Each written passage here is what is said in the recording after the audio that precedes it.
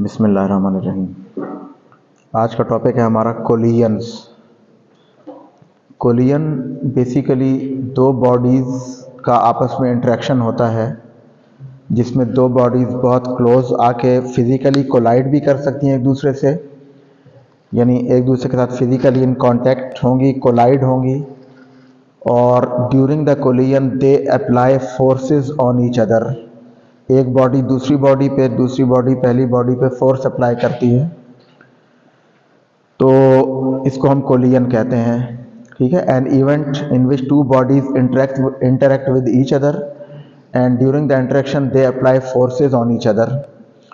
Microscopic level पे, जब हम एटॉमिक लेवल पे देखते हैं तो वहाँ पे कोलिजन्स में दोनों बॉडीज़ की फिज़िकली उनकी कोलाइड होना ज़रूरी नहीं होता, बल्कि वहाँ पे सपोज एक प्रोटॉन इंसिडेंट हो रहा है on an alpha particle, helium nucleus को हम कहते हैं, तो इन दोनों के ऊपर पॉजिटिव चार्ज है, तो पॉजिटिव चार्जेस एक दूसरे को रिपेल करते हैं। तो जब प्रोटॉन हीलियम न्यूक्लियस के करीब आएगा तो वो एक बहुत करीब डिस्टेंस पे पहुंच के डिफ्लेक्ट होगा due to the force of repulsion between the two positive particles.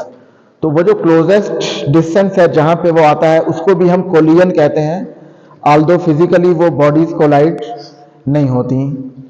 ठीक है, तो एटॉमिक लेवल पे हम उसको भी कोलिजन के तौर पे कंसिडर करते हैं। फिर कोलिजन्स मेनली दो तरह की हैं, elastic collisions and inelastic collisions. ठीक है, इलास्टिक कोलिजन्स वो कोलिजन्स होती हैं जिनमें काइनेटिक एनर्जी कंजर्व रहती है एलॉन्ग विद मोमेंटम। मोमेंटम हर तरह की कोलिजन में कंजर्व रहता है, हम पहले भी देख चुके हैं law of conservation of linear momentum.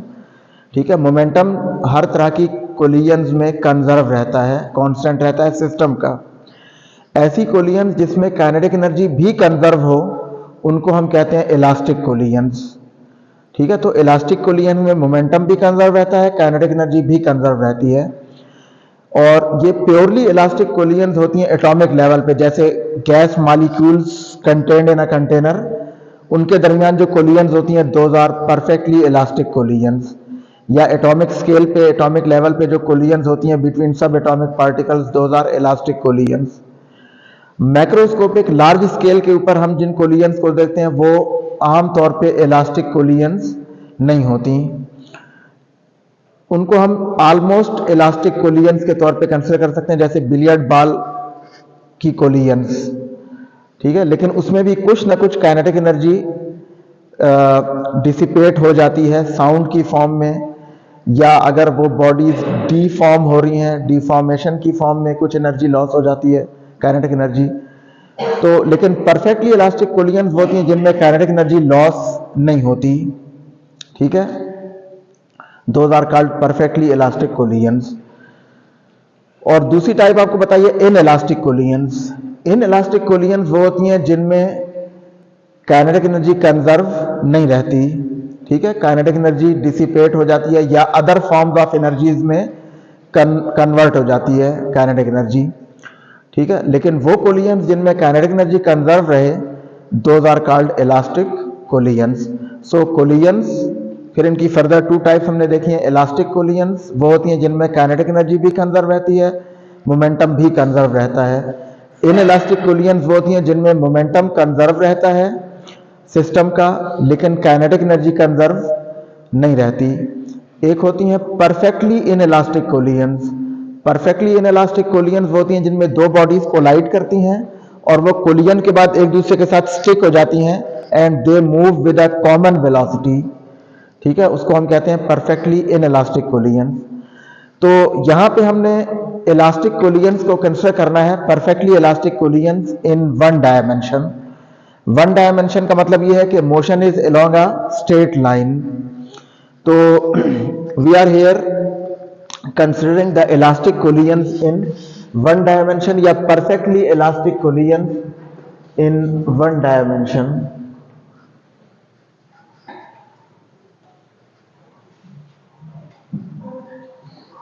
उनको हमने एनालाइज करना है elastic collisions in one dimension, या इसको आप कहते हैं perfectly elastic collision in one dimension. अच्छा, तो we are considering here two bodies. Suppose one body is of mass m1 which is moving with a velocity v1 towards another body which is of mass m2 and it is moving with a velocity v2. v2 is less than v1, तो थोड़ी देर बाद ये वाली body इसके साथ collide करेगी, collision होगी दोनों के दरमियान, and during the collisions both bodies will apply forces on each other and after the collision क्या होगा देखें, फर्ज करें यहाँ पे इनके दरमियान ये कोलिजन हुई है, m1 and m2 these are colliding with each other. And after the collision, suppose that m1 body जिसकी mass m1 है, it is moving with a velocity u1 and m2 is moving with a velocity u2. ठीक है, इसको आप initial और final velocity भी कह सकते हैं। कोलिजन से पहले जो वेलोसिटी है दैट इज इनिशियल वेलोसिटी, जिसको हमने v1 और v2 से डेजिग्नेट किया है। कोलिजन के बाद जो वेलोसिटीज हैं उनको हमने u1 u2 लिखा है। आप v1 प्राइम v2 प्राइम भी लिख सकते हैं, जैसा कि पहले भी हमने लिखा था कंजर्वेशन ऑफ मोमेंटम वाले टॉपिक में, या आप इसको v1i कहें अगर, तो इसको आप v1f भी कह सकते हैं फाइनल वेलोसिटी। यानी कोलिजन से पहले जो वेलोसिटीज हैं वो इनिशियल वेलोसिटीज हैं और कोलिजन के बाद जो वेलोसिटीज हैं वो फाइनल वेलोसिटीज हैं। So we are considering here these two bodies, two masses m1 and m2 which are moving along a same line, same direction, यानी वन डायमेंशन में इनकी मोशन है और ये मूव कर रही हैं with some initial velocities v1 and v2। So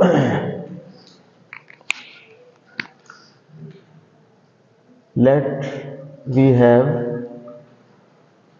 two bodies of masses m1 and m2 moving with velocities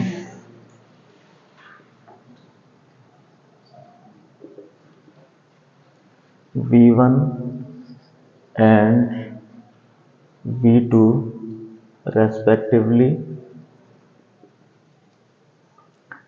along the same line as shown in the figure.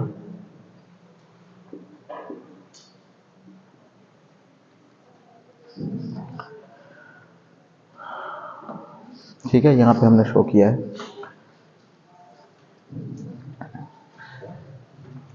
let v2 is less than v1, v2 की value v1 से less है, कम है। So after some time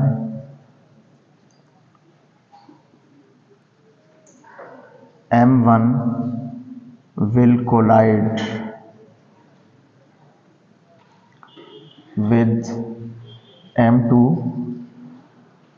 and let their final velocities are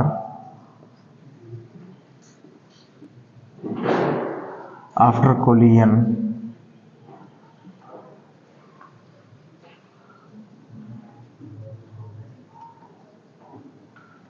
u1 and u2 respectively।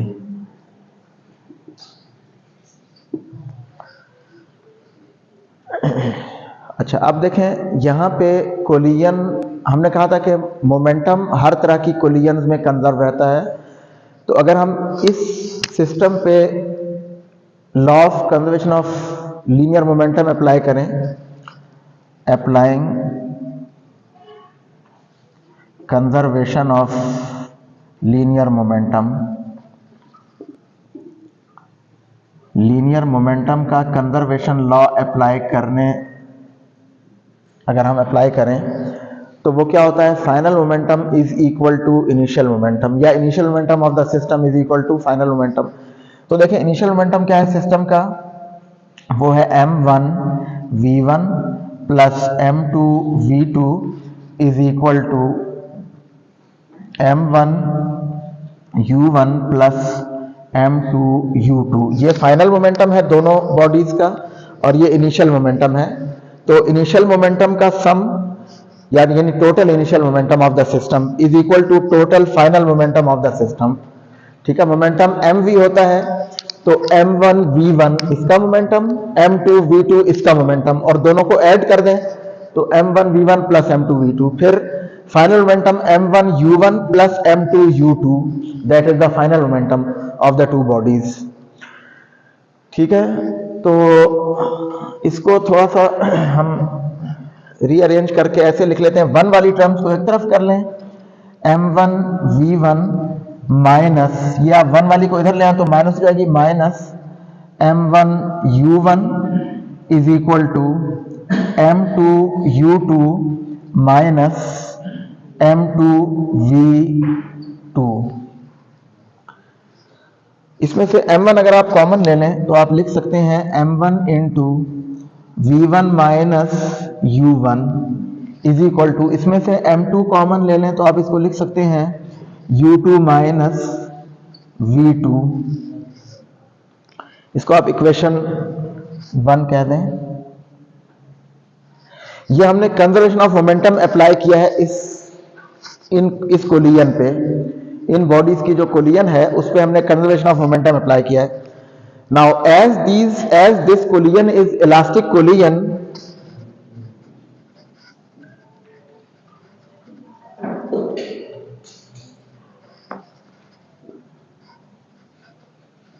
और elastic collision में क्या होता है, काइनेटिक एनर्जी भी कंजर्व रहती है।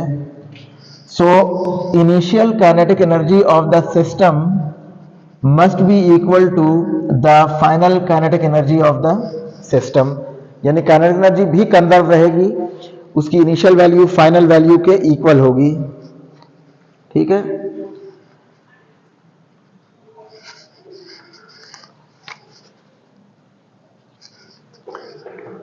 तो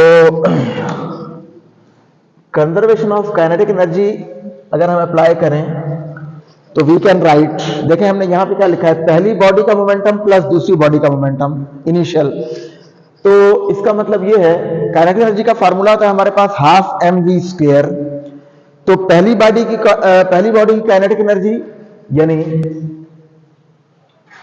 1/2 m1 v1 square plus 1/2 m2 v2 square is equal to 1/2 m1 u1 square plus 1/2 m2 u2 square. देखें ये पहली बॉडी की इनिशियल काइनेटिक एनर्जी प्लस दूसरी बॉडी की initial kinetic energy is equal to पहली बॉडी की फाइनल काइनेटिक एनर्जी प्लस दूसरी body की फाइनल काइनेटिक एनर्जी। इसमें से 1/2 फैक्टर ये सब में कॉमन है, तो आप इसको थ्रू आउट कैंसिल कर सकते हैं, और उसी तरह से 1 वाली टर्म्स को एक तरफ कर लें और 2 वाली टर्म्स को दूसरी तरफ कर लें, जैसे हमने यहां किया था। तो देखिए 1/2 तो कैंसिल हो गया, हाफ फैक्टर, बाकी बच जाएगा m1 v1 स्क्वायर, और इस 1 वाली टर्म को यहां ले आए, minus m1 u1 square is equal to, ये 1/2 तो कैंसिल हो गया था, यहां बच गया था m2 u2 स्क्वायर माइनस ये वाली टर्म वहां के माइनस जाएगी, माइनस m2 v2 स्क्वायर। ये हमने 1 वाली टर्म्स को एक तरफ कर लिया, अल्हम्दुलिल्लाह, और 2 वाली टर्म्स को दूसरी तरफ कर लिया, और 1/2 जो है वो सब टर्म्स में कॉमन है, तो वो कैंसिल हो जाएगा दोनों साइड्स पे। अच्छा, इसमें से m1 कॉमन ले लें आप, m1 कॉमन लेने तो ये बच जाएगा v1 square minus u1 square is equal to, इसमें से m2 कॉमन ले लें, ये बच जाएगा u2 square minus v2 square.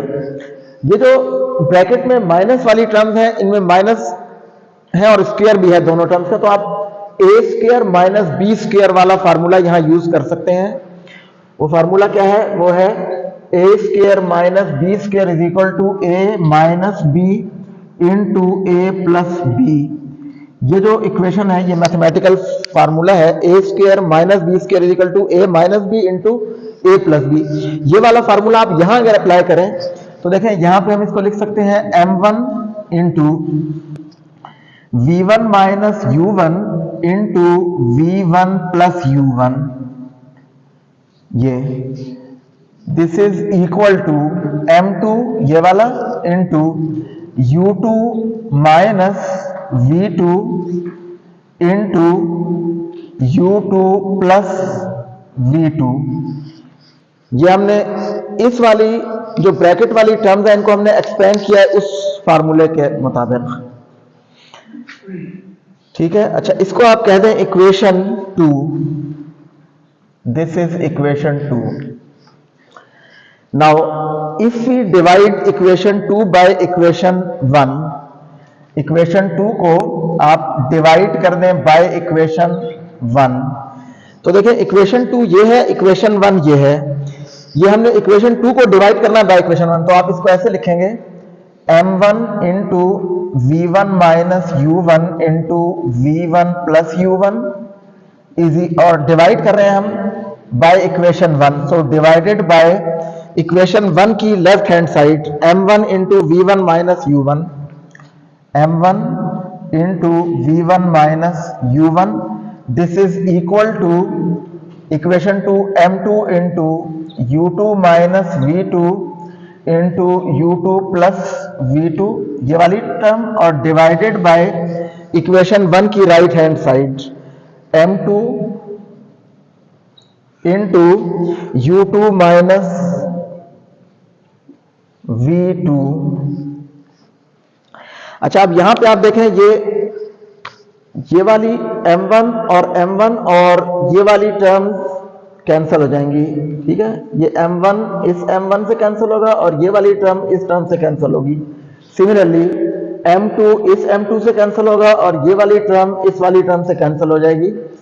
तो बाकी जो चीजें हमारे पास रह जाएंगी, यहां पे v1 plus u1, we are left with v1 plus u1 is equal to u2 plus v2। अच्छा, इसमें से अब v वाली टर्म्स को एक तरफ कर लें जो इनिशियल वेलोसिटीज हैं, और फाइनल को दूसरी तरफ कर लें। तो देखें, इनिशियल वेलोसिटीज हमारे पास v थी, v1 एंड v2, और फाइनल u की टर्म्स में है। तो आप इसको ऐसे लिख सकते हैं v1 minus v2 is equal to u2 minus u1, ठीक है। इसको हम ऐसे लिख सकते हैं, देखिए ये v1 माइनस v2 ये रिलेटिव वेलोसिटी है before the collision, is equal to, इसमें से अगर आप माइनस कॉमन ले लें तो इसको आप लिख सकते हैं u1 माइनस u2। तो ये जो इक्वेशन है इसका मतलब ये है कि v relative is equal to minus u relative. क्या मतलब कि रिलेटिव वेलोसिटी ऑफ अप्रोच, ये v1 माइनस v2 ये रिलेटिव वेलोसिटी है दो बॉडीज की।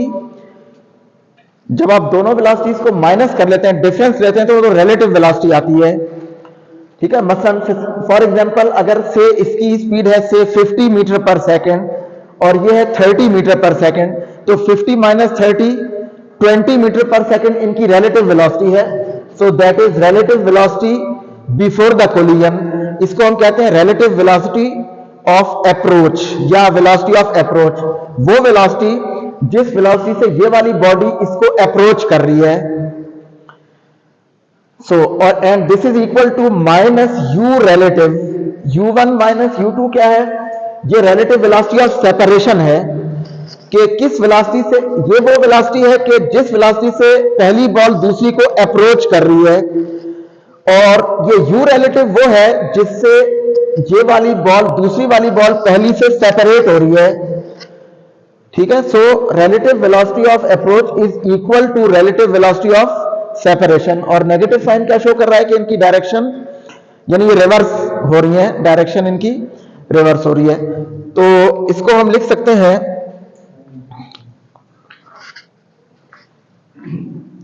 यहां मैं लिख देता हूं, that is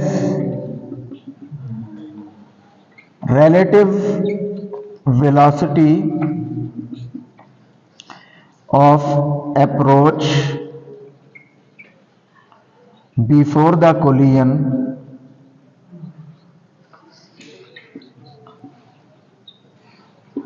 is equal to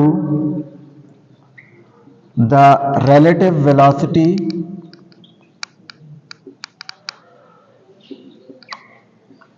of separation after the collision.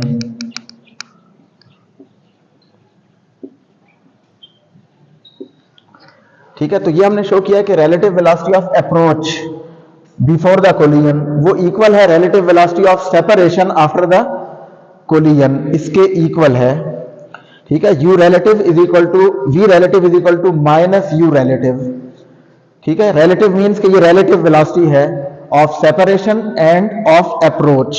collision से पहले approach की velocity होगी और collision के बाद separation की velocity होगी, तो इसलिए ये नेगेटिव में आ रही है। साइन, नेगेटिव साइन मीन्स कि ये अपोजिट है, इनकी डायरेक्शंस एक दूसरे के ऑपोजिट हैं। ठीक है,